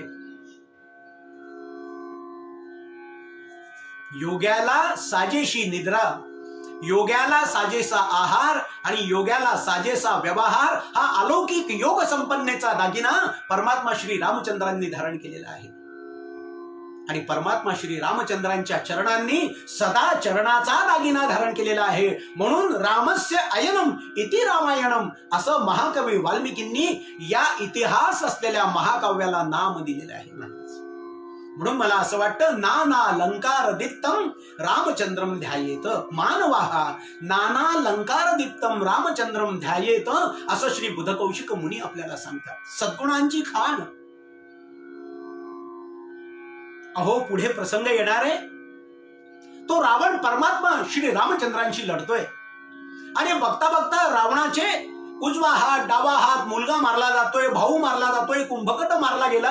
आणि शेवटी रावणाला कोणीतरी विचारलं की अरे तुझा निर्वंश व्हायची वेळ आली, उद्या तुझ्या चितेला सुद्धा अग्नी द्यायला कोणी शिल्लक राहणार नाही, का रामरायाशी वैर मांडलंयस? तर तो रावण म्हणतो, राम परब्रह्म परमात्मा हे तुम्हाला कळतं, मला नाही कळत असं तुम्हाला वाटतं का?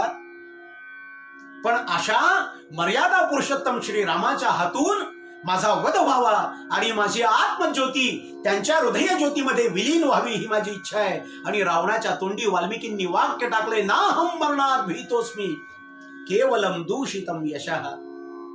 रावणासारखा बलाढ्य शत्रू सुद्धा आपलं आणि पर्यायाने परमात्मा श्री रामचंद्रांचं यश दूषित होणार नाही याची काळजी घेतो. हा केवढा सद्गुणाचा आणि चारित्र्याचा दागिना परमात्मा श्री रामचंद्रांनी धारण केलाय मायबाप.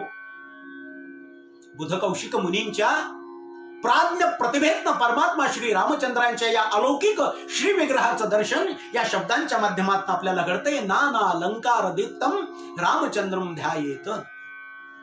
आता पुढचा श्री विग्रह काय आहे? नाना अलंकार दीप्तम दधत उरुजटा मंडलम रामचंद्रम ध्यायेत. आता हा जो श्री विग्रह आहे, एक लक्षात घ्या, परमात्मा श्रीराम जेव्हा राजमहालामध्ये आहेत, दशरथांच्या महालामध्ये परमात्मा श्रीराम आहेत, तेव्हाही त्यांच्या जटा वाढलेल्या आहेत, लक्षात ठेवा. पण तेव्हा परमात्मा श्रीराम वनवासाला जायला निघाले, त्या वाढलेल्या जटांना त्यांनी असं वरती बांधलं, जणू काही जटांचा मुकुट धारण केला, त्याला वडाच्या झाडाचा चिक लावला आणि परमात्मा श्रीराम खऱ्या अर्थाने व्रतस्थ योग्याचं जीवन जगू लागले. आता या ध्यान मंत्राच्या एकूण 10 श्री विग्रहांकडे आपण एकदा क्रमाने जर बघितलं आणि त्यांची संगती लावण्याचा जर प्रयत्न केला तर आपल्याला लक्षात येईल, परमात्मा श्री रामचंद्रांचा पहिला विग्रह श्री बुधकौशिक मुनी आपल्याला देताना म्हणले, मानवाहा आजानुबाहुम रामचंद्रम ध्यायेत. मी आपल्याशी बोललो काल की एखादा मनुष्य आजानुबाहू असणं हा त्याच्या श्रेष्ठ योग सिद्धीचा परिणाम आहे. पहिला श्री विग्रह मानवाहा आजानुबाहुम रामचंद्रम ध्यायेत म्हणजे भगवान रामचंद्रांचं योगैश्वर्य या पहिल्या श्री विग्रहातनं बुधकौशिक मुनी आपल्या पुढे आणतात. आणि हा जो शेवटचा श्री विग्रह आहे, दधत उरुजटा मंडलम रामचंद्रम ध्यायेत. दधत म्हणजे ठेवलेल्या, उरुजटा म्हणजे लांब, जटा म्हणजे केस, आणि ज्यांना झाडाचा चीक लावलेला आहे, ऋषीमुनी ठेवतात, ऋषिकुमार ठेवतात, तसे केस त्यांना म्हणायचं जटाभार. आणि त्याच्यातही सौंदर्य दृष्टी कशी आहे तर परमात्मा श्री रामचंद्रांनी लांब असलेल्या, घनकुंतल असलेल्या, अतिशय मऊ असलेल्या, मृदू असलेल्या त्या जटांना असं वरती बांधलंय, जणू काही तो त्यांनी धारण केलेला मुकुटच आहे. आणि जे खरे तेजस्वी माणसं असतात ना, त्यांना वरच्या कोणत्याही संस्कारांची आवश्यकता नसते. नाभिषेको न संस्काराः, है ना. सिंहाला जसं कोणी अभिषेक करतं का, तरी तो जंगलाचा राजा असतो, तसा स्वतः श्री रामचंद्र कर्तुम अकर्तुम अन्यथा कर्तुम अशा शक्तीचे मालक असल्यामुळे जटांचाही जो भार त्यांच्या शिरावरती शोभतोय, बुध कौशिक मुनी म्हणतात की जणू काही ते पृथ्वीचे मालक असल्यामुळे नव्हे, ईश शासनात जगत ईश्वर असल्यामुळे जटांचा मुकुट त्यांनी धारण केलाय. असा 10वा श्री विग्रह बुध कौशिक मुनींनी आपल्याला दिला. आजानुबाहुम रामम चंद्रम ध्यायेत, योगी पुरुषांनी करावं. धृतशर धनुषम रामचंद्रम ध्यायेत, संग्रामशूर ज्यांना आयुष्यामध्ये संघर्ष करायचा आहे त्यांनी या श्री विग्रहाचं ध्यान करावं. बद्ध पद्मासनस्थम, ज्याला योग सिद्धी मिळवायची आणि योग सिद्धीतनं कर्म फल त्याग करण्याची इच्छा आहे त्यांनी बद्ध पद्मासनस्थम श्री रामचंद्रांचं ध्यान करावं. पीतम वासो वसनम, आपल्याकडे 2 प्रकारचे संप्रदाय सांगितलेत, शैव संप्रदाय आणि वैष्णव संप्रदाय. खरं म्हणजे आपल्याकडे एकूण 5 संप्रदाय आहेत बरं का. आणि या 5 संप्रदाय आपल्या देवामध्ये जे देव आहेत ना, आपण तुमच्या आपापल्या घरामध्ये आपल्या घरातल्या देवांचं उद्या पूजा करत असताना निरीक्षण करा माय बाबा. आपल्याकडे देवाचं पंचायतन असतं. इथे सुद्धा जे वरती श्री विग्रह ठेवलेत ना, याला श्री राम पंचायतन असं म्हणतात. एकीकडे समर्थ रामदासांची प्रतिमा ठेवली की हे राम पंचायतन पूर्ण झालं. ही राम पंचायतन विग्रह पूजा आपल्याला श्रीमद पूज्य प्रभुपाद शंकराचार्यांनी शिकवली. म्हणून सनातन वैदिक धर्मामध्ये 5 महत्वाचे संप्रदाय आहेत. पहिला आहे सौर, दुसरा आहे शाक्त, तिसरा आहे गाणपत्य, चौथा आहे वैष्णव आणि 5वा आहे शैव. या 5 संप्रदायांचं एकत्रीकरण करून आपापसातले मतभेद मिटवून पंचायतन पूजेचा सुंदर श्री विग्रह पूज्य प्रभुपाद श्रीमद आद्य शंकराचार्यांनी आपल्याला दिला. हा जो पंचायतनाचा विग्रह आहे, या विग्रहाला डोळ्यासमोर धारण करायचं आणि ज्या साधकाला ज्या प्रकारची प्राप्ती करून घ्यायची, जीवन आदर्श ज्या साधकाचा जसा असेल त्या लोकांनी, ज्यांचा संसार विस्कळीत झालेला आहे, ज्यांना प्रपंच सुख वारंवार मिळावं अशी अपेक्षा आहे, अशा लोकांनी म्हणजेच संसारासक्त साधकांच्यासाठी वामांकारूढ सीता याचाही एक अन्वय आपल्याला लावता येईल. अशा प्रकारच्या अलौकिक अशा 10 श्री विग्रहांचं बुध कौशिक मुनी आपल्याला दर्शन घडवतात. आणि अशा परमात्मा श्री रामचंद्रांच्या दिव्य स्वरूपाचं एकदा दर्शन झाल्यानंतर मग माणसाने, साधकाने, भक्ताने त्यांच्या चरित्राचं अवगाहन करण्याचा प्रयत्न करावा अशी श्री बुध कौशिक मुनींची इथे अपेक्षा आहे. परत एकदा आपण हा ध्यान मंत्र सावकाश म्हणूया. त्या एकेका ध्यान मंत्रामध्ये दिलेल्या विशेषणाचा आता आपल्यापर्यंत पोहोचवण्याचा, अर्थ पोहोचवण्याचा मी जो प्रयत्न केला, त्या अर्थाला लक्षात घेऊन जर आपण परमात्मा श्री रामचंद्रांची कृपा प्राप्त होण्यासाठी करत असलेल्या या अनुष्ठानाच्या सुरुवातीला तदर्थम तज्जपाह तद्भावनम या मार्गाने ध्यान केलं तर मी आपल्याला निश्चित सांगतो मायबापू, आजच आत्ताच याच क्षणाला परमात्मा श्री रामचंद्रांची असीम कृपा प्राप्त होऊ शकेल एवढे भगवान श्री राम करुणार्णव आणि दयाळू आहेत. आपापल्या जागेवरती सगळे थोडं ताट बसा, दोन्ही हात जोडा, डोळे बंद करा आणि चित्त चक्षुंच्या समोर बुध कौशिक मुनींनी दिलेले हे जे 10 ध्यान विग्रह आहेत ते आणण्याचा प्रयत्न करा. म्हणा, ध्यायेत आजानुबाहुम धृतशरधनुषं बद्ध पद्मासनस्थं पीतं वासो वसानं नवकमलदलस्पर्धिनेत्रं प्रसन्नं वामाङ्कारूढ सीता मुखकमलमिलल्लोचनं नीरदावं नानालङ्कारदीप्तं दधतमुरुजटामण्डनं रामचन्द्रम् इति ध्यानम्. सुरुवातीला अथ ध्यानम सांगितलं आणि आता इति ध्यानम असं सांगितलं. म्हणजे हे साधका, आता हे ध्यान तू तुझ्या हृदयामध्ये घट्ट धरून ठेव. सहज आठवलं म्हणून एक गोष्ट सांगतो. आपल्यापैकी बहुतेक सगळे साधक भगवान श्री रामचंद्रांच्या किंवा कोणत्या ना कोणत्या देवतेच्या दर्शनासाठी मंदिरात जातो. गेल्याबरोबर आपण काय करतो, भगवंताच्या श्री विग्रहासमोर गेलो की दोन्ही हात जोडतो आणि डोळे घट्ट बंद करतो. मग भगवंताच्या समोर गेल्यानंतर डोळे बंद करून दर्शन, ज्याचं दर्शन घ्यायला आपण गेलेलो आहे तो डोळ्यासमोर आल्यानंतर डोळे बंद करणं योग्य की अयोग्य? तर तो समोर आल्यानंतर, त्याच्या समोर गेल्यानंतर डोळे बंद करणं योग्य, अर्धसत्य. तो समोर आल्यानंतर डोळे उघडे ठेवणं अयोग्य, अर्धसत्य. मग काय केलं पाहिजे? डोळे का बंद करायचे? तर ती ध्यान करण्याची एक प्रकारची साधना आहे. ज्या भगवंताचं रूप मी माझ्या डोळ्यात, माझ्या चित्तात, माझ्या मनात, माझ्या चित्त चतुष्टयात, माझ्या बुद्धीत साठवलंय, ते समोर दिसल्यानंतर साधकाने आपला स्वतःचाच अभ्यास करायचा की आता हे रूप माझ्या डोळ्यासमोर आहे, हा श्री विग्रह प्रत्यक्ष माझ्या समोर अवतीर्ण झालेला आहे. आता मी डोळे बंद करून माझ्या अंतःचक्षुने त्याचं दर्शन घेण्याचा प्रयत्न करतो. मला तो श्री विग्रह तसाच्या तसा दिसतो की नाही याची साधकाची परीक्षा म्हणून मंदिरात गेल्यानंतर डोळे बंद करायचे. पण वस्तुतः मंदिरात गेल्यानंतर भगवंताच्या श्री विग्रहाचं दर्शन घेण्याची जी पद्धत आहे त्याच्यात असं म्हटलंय की भगवंताला आपाद मस्तक न्याहाळावे. आपाद मस्तक, पायाच्या खालच्या अंगठ्यापासून सुरुवात करावी आणि भगवंताच्या मुकुटापर्यंत, भगवंताच्या एकेका अवयवाचं, एकेका श्री विग्रहाचं दर्शन घ्यावं. ही दर्शनाची पद्धत आहे.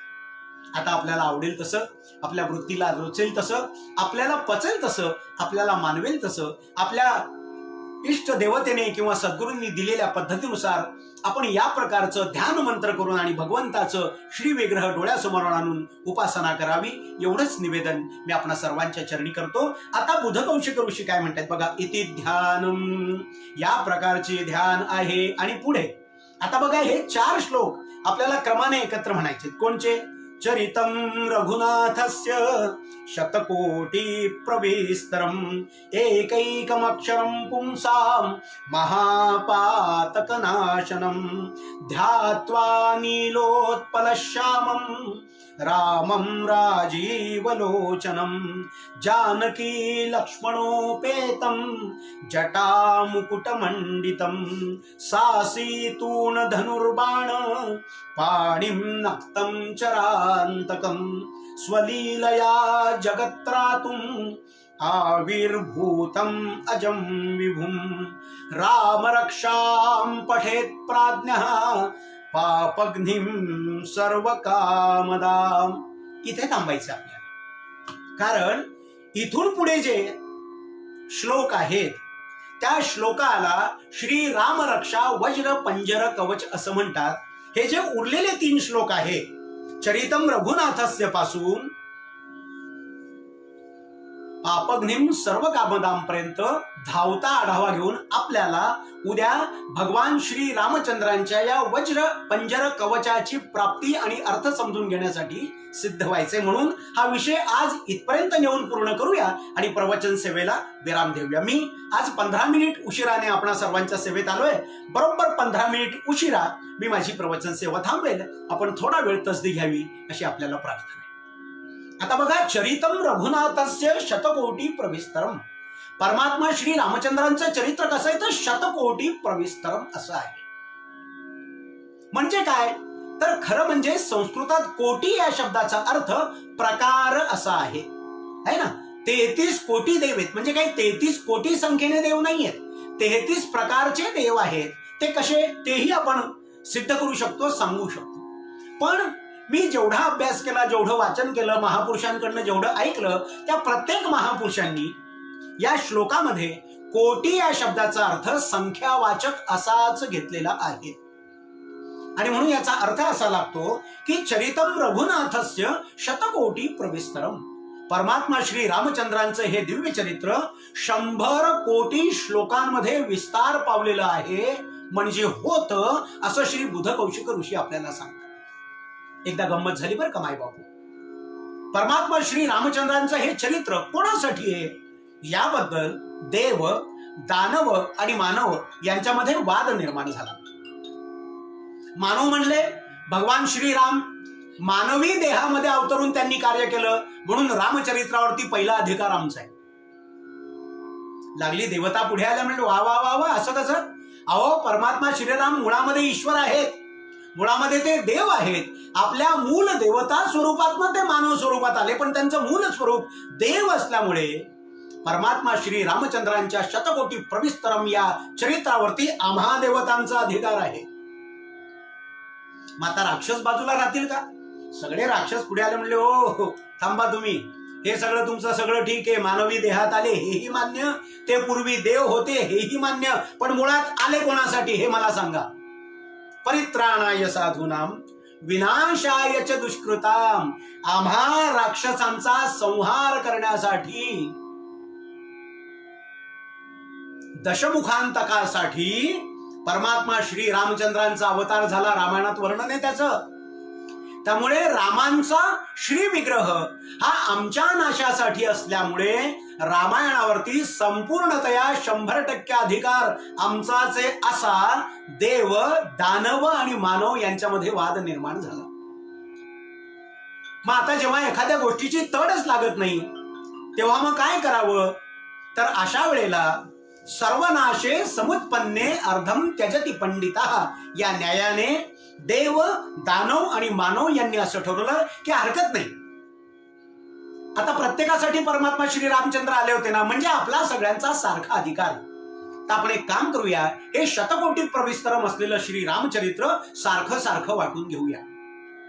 पण मग प्रश्न आला, असा कोण मनुष्य आहे जो निरपेक्षतेने याच्यामध्ये काहीही गडबड न करता आपल्याला सारख्या पद्धतीने हे रामचरित्र वाटून देईल?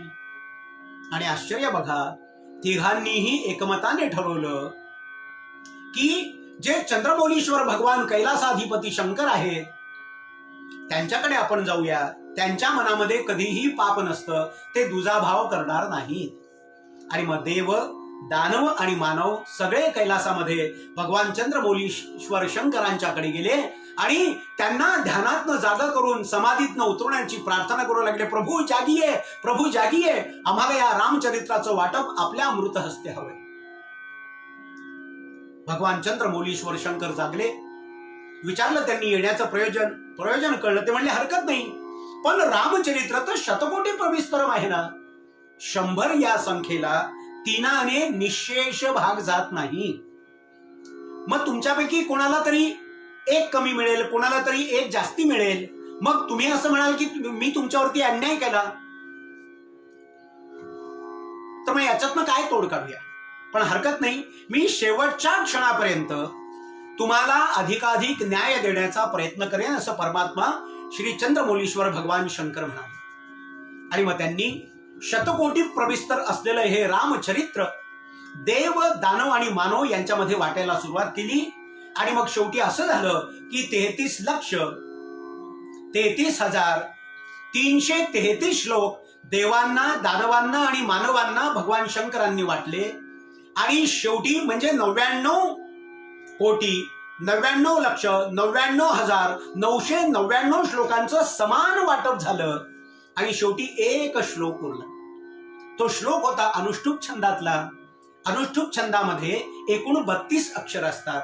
मग परत चंद्रमौलीश्वर शंकरांनी विचार केला काय करावं.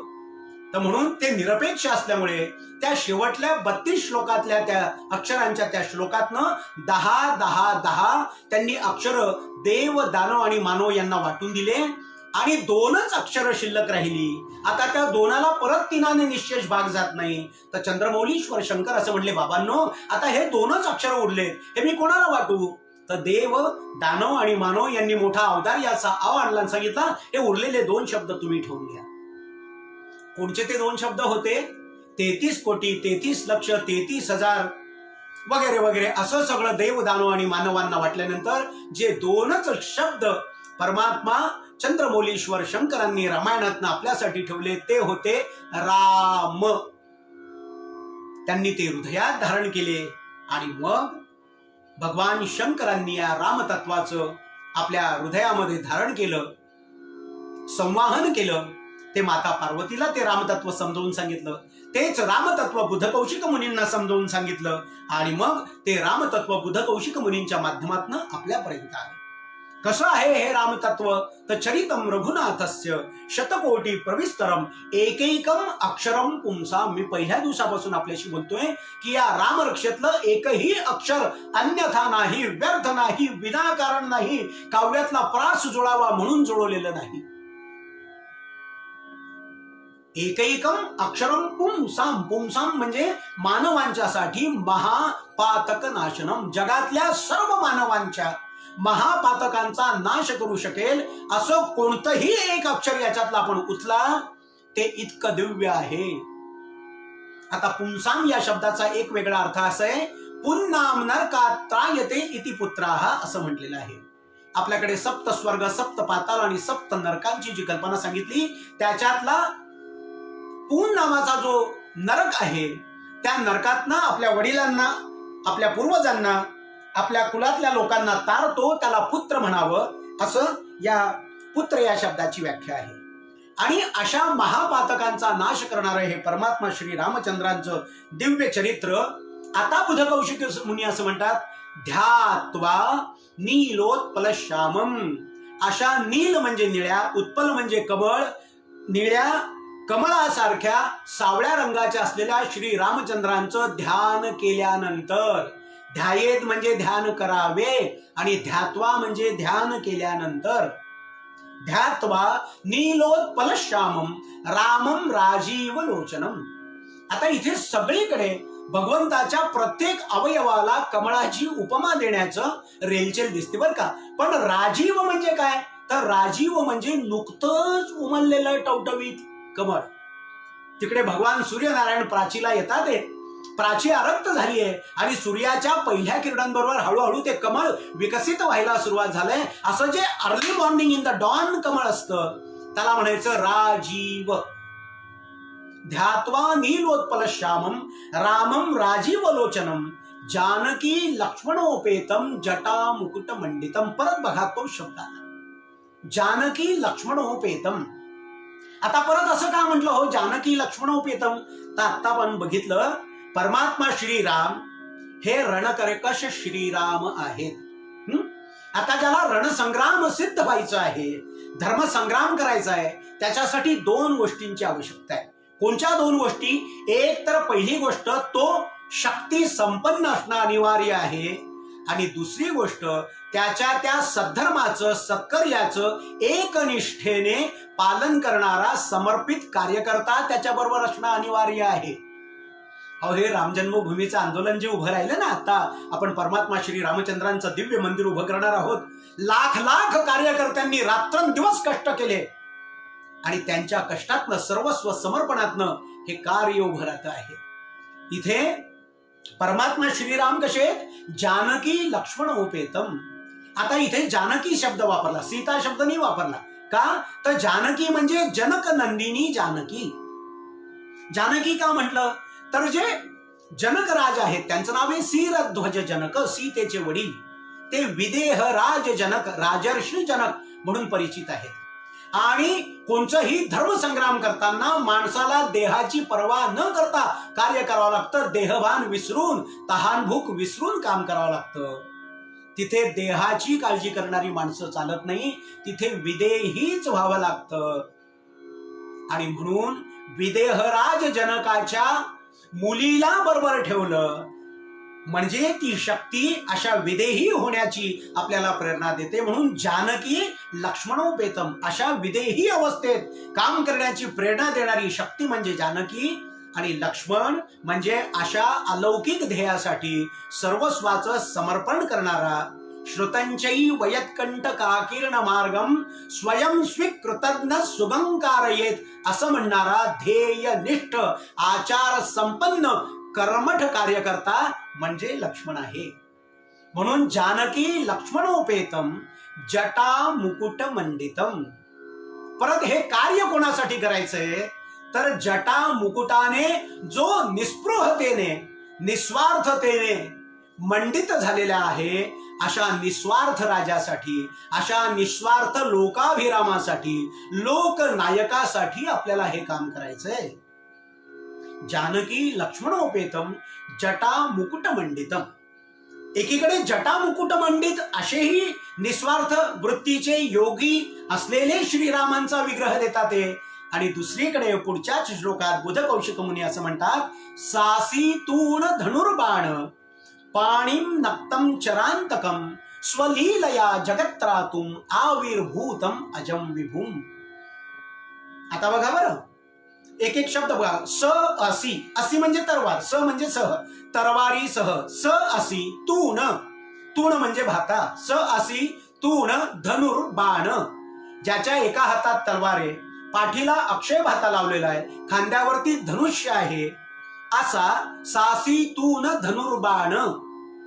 आणि पाणी म्हणजे हात, ज्याच्या हातामध्ये आहे. आणि कसा सासी तूण धनुर्बाण पाणीम नक्तम चरांतकम. नक्त म्हणजे रात्र, आणि चरांतक, चर म्हणजे चालणारे, रात्री जे चालतात ते, आणि त्यांचा अंतक म्हणजे नाश करणारा.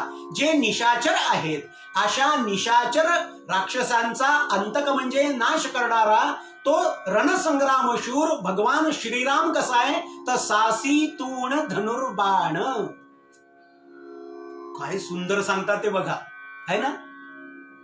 किती किती किती किती पद्धतीने परमात्मा श्री रामचंद्रांचं हे दिव्य चरित्र किती सुलभ, किती सुपाच्य, किती सुलभ करून बुध कौशिक मुनी आपल्यापर्यंत पोहोचवण्याचा प्रयत्न करतात. सासी तूण धनुर्बाण पाणीम नक्तम चरांतकम आणि स्वलीलया जगत्रातुम आविर्भूतम अजम विभूम.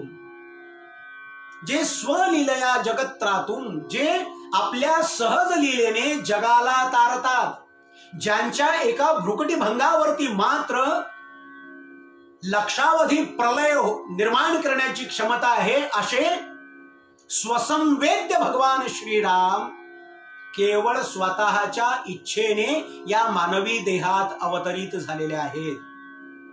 आपण सगळे जन्मपराधीन आहोत. मी कुठे जन्म घ्यायचा हे माझ्या हातात नाही. भगवंत जन्म स्वायत्त असल्यामुळे त्यांनी स्वतःच्या इच्छेने स्वलीलया, लीला म्हणून हा मानवी देह धारण केला. कशासाठी? जगत्रातून, जगाचं तारण करण्यासाठी, जगाचा उद्धार करण्यासाठी. स्वलीलया जगत्रातून आविर्भूतम, ते आले, त्यांचा आविर्भाव झाला, त्यांचं अवतरण झालं. कसं? अजम. अ म्हणजे नाही आणि ज म्हणजे जन्म. जे अज आहेत, जे अजन्मा आहेत ते जन्माला आले. विभूम, विभू हा शब्द बुध कौशिक मुनींनी देव या अर्थाने वापरलेला आहे. म्हणजे असा जो कर्तुम अकर्तुम अन्यथा कर्तुम क्षमता असलेला परमात्मा श्री रामचंद्र अशा प्रकारचा रणसंग्राम शूर सिद्ध होऊन आपल्या लीलेने या मानवी देहामध्ये आलेले आहेत. संपूर्ण वाल्मिकी रामायणामध्ये परमात्मा श्री रामचंद्र यांनी कधीही आपली भगवत्ता दाखवली नाही. मानवी जीवनाच्या सर्व मर्यादांचं पालन करूनही उत्तम पुरुष कसं होता येतं हे भगवान श्री रामचंद्रांनी आपल्या चरित्रातनं आम्हाला दाखवून दिलं. म्हणून त्यांना आपण मर्यादा पुरुषोत्तम असं म्हणतो. रामायणामध्ये परमात्मा श्री रामचंद्र असं म्हणतात, आत्मानं मानुषम मन्ये रामम दशरथात्मजाः. मी दशरथाचा पुत्र असलेला मनुष्य देहातला राम नावाचा माणूस आहे. भगवंताने स्वतःहून कधीही आपली भगवत्ता स्वतःच्या मुखातनं सांगितलेली नाही. आणि असे परमात्मा श्रीराम जे स्वतःच्या लीलेने अवतरित झाले, जगाच्या कल्याणार्थ अवतरित झाले, अशा परमात्मा श्री रामचंद्रांना ध्यात्वा म्हणजे ध्यान केल्यानंतर काय होणार आहे? राम रक्षाम पठेत प्राज्ञः पापग्निम सर्व कामदाम. एक तर रामरक्षाम पठेत प्राज्ञः, रामरक्षांचे पठन केल्याने मनुष्य प्राज्ञ होतो असा एक अर्थ घ्यायचा. किंवा प्राज्ञ मनुष्याने रामरक्षेचं पठन केल्यानंतर काय व्हावं? तर पापग्निम, रामरक्षेच्या पठनाने पापांचा नाश होईलच, पण एकीकडे रामरक्षा म्हणायची पापांचा नाश करायचा आणि परत नवीन पाप निर्माण करायचं. साधकाला सूचना आहे, तया सत्कर्मी रती वाढो. रामरक्षेने पाप नष्ट होईल, पण असं एकदा मी पापग्नी झालो, पाप रहित झालो की नवीन पाप मी करणार नाही, याबद्दल साधकानं जागृत राहायचं. आणि अशी जागृती जेव्हा साधकाच्या अंतःकरणामध्ये येते तेव्हा तो साधक सर्व कामदाम झाल्याशिवाय राहत नाही, असा या देशाचा इतिहास आहे आणि संतांची आणि महापुरुषांची ती ग्वाही आहे. रामरक्षाम पठेत प्राज्ञ पापग्निम सर्व कामदाम.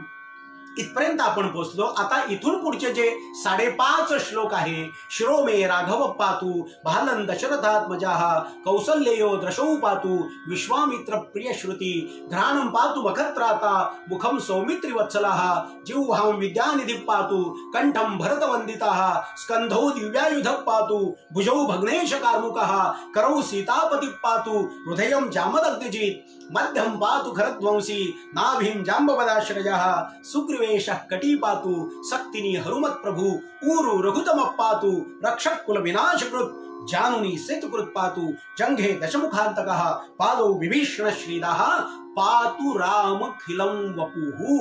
या 5.5 श्लोकांना बुध कौशिक मुनींनी वज्रपंजर नामेदम म्हणजे याचं वज्रपंजर असं नाव आहे असं आपल्याला सांगितलं. उद्या आपल्या श्री रामरक्षा भावदर्शन या अनुष्ठानांतर्गत 7व्या प्रवचनातनं आपण या वज्रपंजर कवचाचा काही अर्थ समजून घेण्याचा प्रयत्न करणार आहे. आज काही तांत्रिक अडचणीमुळे आपणा सर्वांच्या सेवेत यायला मला 15 मिनिट उशीर झाला, याबद्दल मी आपल्या सर्वांच्या जवळ दिलगिरी व्यक्त करतो.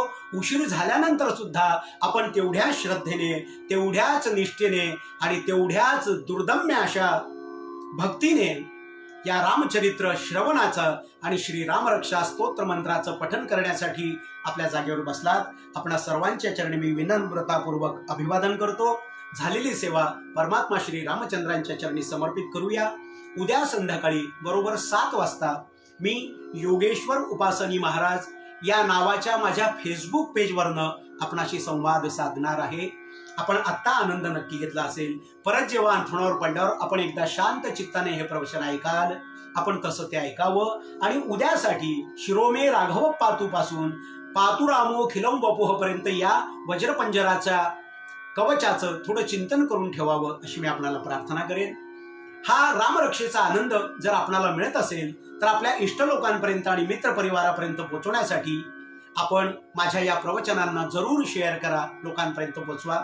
योगेश्वर उपासनी महाराज या माझ्या YouTube चॅनेलवरती सुद्धा काल संध्याकाळपर्यंत केलेली प्रवचन आपण सर्वांसाठी उपलब्ध आहेत. आपण जरूर ती बघा, लाईक करा, सबस्क्राईब करा आणि आपल्या मित्रांपर्यंत या राम कार्याचा सुगंध आणि परिमल पोचवा. पुनश्च एकदा आपणा सर्वांना मनपूर्वक धन्यवाद. भरोनी सद्भावाची अंजुली मी आवोविया फुले मोकळी अर्पिली अंघ्री युगुली विश्वरूपाच्या राजाधिराज रामचंद्र भगवान की जय. उमापति महादेव की जय. पवनसुत हनुमान की जय. जय जय रघुवीर समर्थ भा